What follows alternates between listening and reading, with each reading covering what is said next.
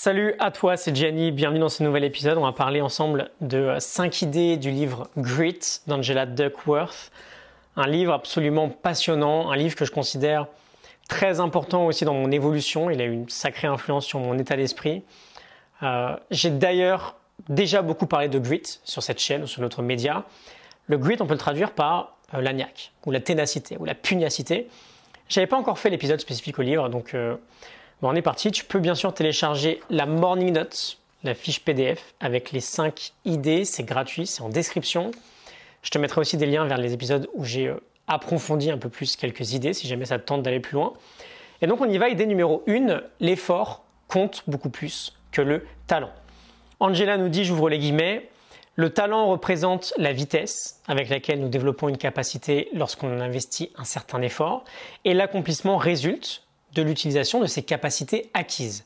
Le talent est évidemment très important, mais l'effort compte double dans le calcul. Il construit la capacité et il la rend productive.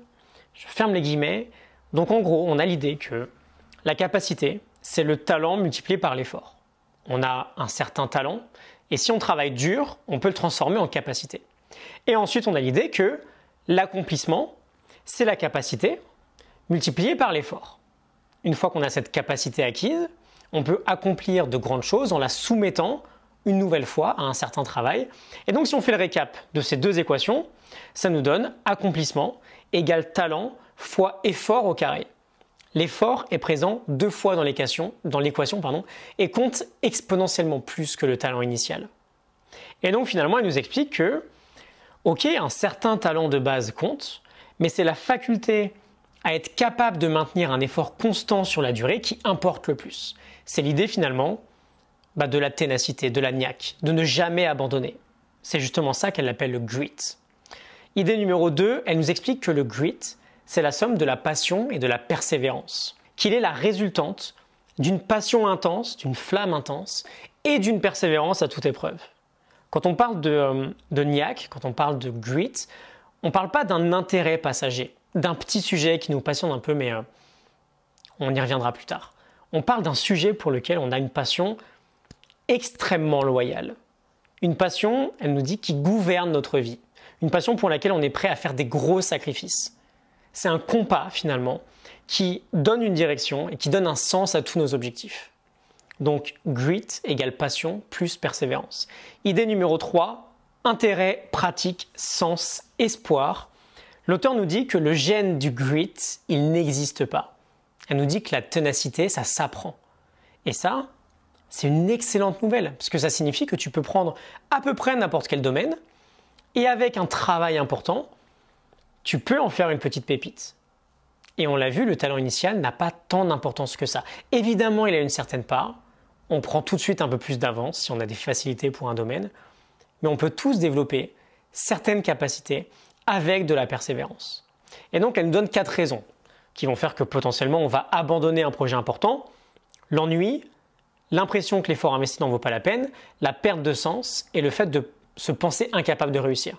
Donc, si on veut optimiser notre grit, la composante la plus importante pour réussir, on veut optimiser ces 4 composantes, l'intérêt, la pratique, le sens et l'espoir.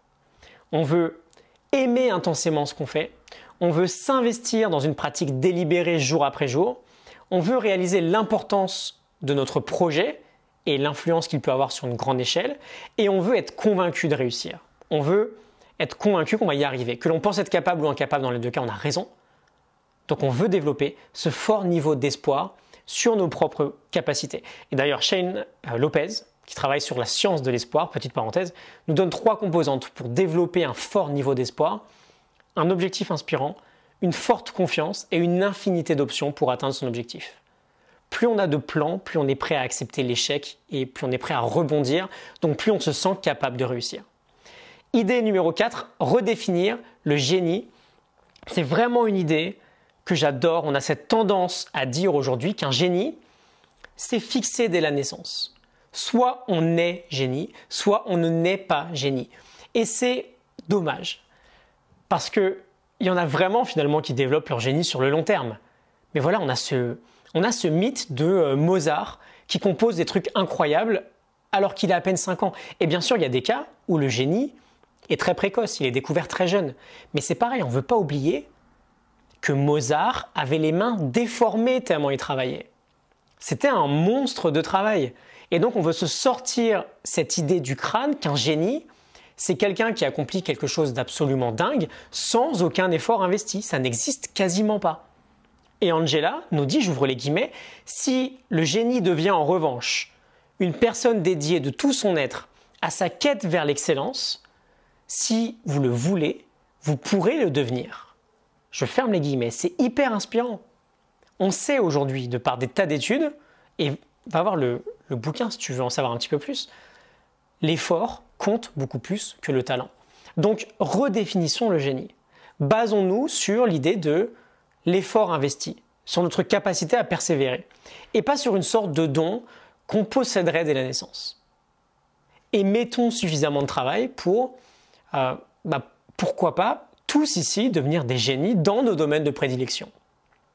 Okay, et enfin, idée numéro 5, j'adore vraiment cette idée du génie. Idée numéro 5, comment rendre nos enfants plus tenaces. Parce que oui, si le grit, si la niaque, si la ténacité, c'est le facteur de réussite le plus important, forcément on va s'intéresser à l'idée de comment on peut influencer nos enfants à être plus tenaces. Je pense qu'on est d'accord, ça devient une question absolument essentielle lorsqu'on est parent. Au même titre, on en reparlera bientôt de comment faire en sorte que notre enfant développe un état d'esprit de croissance et non un état d'esprit fixe.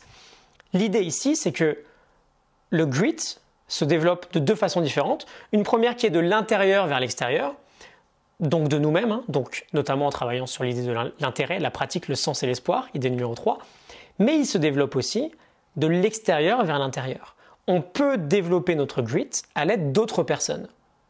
Et en ce qui concerne la relation parent-enfant, elle nous explique qu'une éducation basée sur le développement optimal des capacités de l'enfant se base sur la somme de deux éléments, des attentes très élevées et un très haut niveau de soutien. On a une sorte de schéma, je vais te l'afficher à l'écran, et je te mettrai une autre vidéo si tu vas aller creuser un peu plus en profondeur. De gauche à droite, on a le niveau d'exigence vis-à-vis de notre enfant. À gauche, très peu d'exigences. À droite, des exigences je vais arriver, très élevées. On attend beaucoup de l'enfant. Et de bas en haut, le niveau de support. En bas, on est indifférent, et en haut, on apporte un soutien très élevé. Et elle nous dit que l'éducation avisée, l'éducation peut-être la plus intelligente quand il s'agit de développer du grit chez l'enfant, elle est située en haut à droite. On combine un fort soutien et des attentes très élevées. Elle a cette citation, les parents aptes à juger des besoins psychologiques de leurs enfants savent qu'il leur faut de l'affection, des limites et la latitude nécessaire pour réaliser leur plein potentiel. Leur autorité se fonde sur l'à-propos et la clairvoyance plutôt que sur un pouvoir abusif. Je ferme les guillemets. Donc si on regarde un peu le schéma, en bas à droite, on a le parent autoritaire, standard très élevé, exigence très élevée, mais relation très froide. Si tu peux le faire, tu te débrouilles et tu le fais. Il n'y a pas vraiment de support.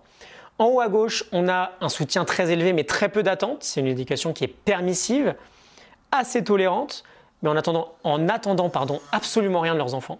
Okay, fais ce que tu veux, il n'y a pas de souci. Peu importe ce que tu as envie, je te supporterai. Il n'y a pas vraiment de cadre. Et en bas à gauche, on a une éducation négligente, l'indifférence. Okay, peu d'exigence et peu de soutien, peu de support. Voilà. 5 idées du coup du livre Grit d'Angela Duckworth. Like et partage, abonne-toi si ça te parle, ça t'inspire. Je te mets la morning note, la fiche PDF du livre. Tu peux la télécharger en description. Je ne sais pas si tu la vois bien. C'est gratuit. Et je te retrouve très vite pour un nouvel épisode. J'espère que ça t'a relativement bien parlé et inspiré. C'est vraiment un livre incroyable. Excellente journée à toi. À très vite. Salut.